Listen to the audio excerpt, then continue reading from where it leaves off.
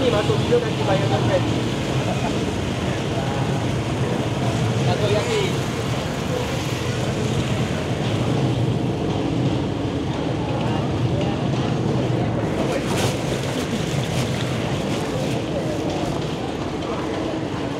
Yang malu kita shoot tangan dia. Tangan dia yang masuk. Dia tak masuk. Tangan dia ambil mandai bang, kita ambil video.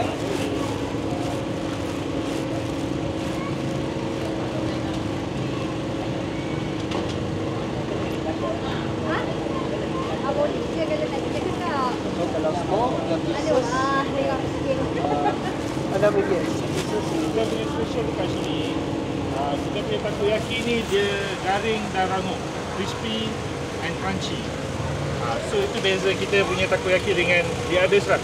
Dan kita punya sauce kita buat homemade sauce. Dan juga kita pakai Kewpie punya mayonis. Kewpie kita tahu mayonis yang special buat rasa Jepun sikit lah. Rasa memang sedap.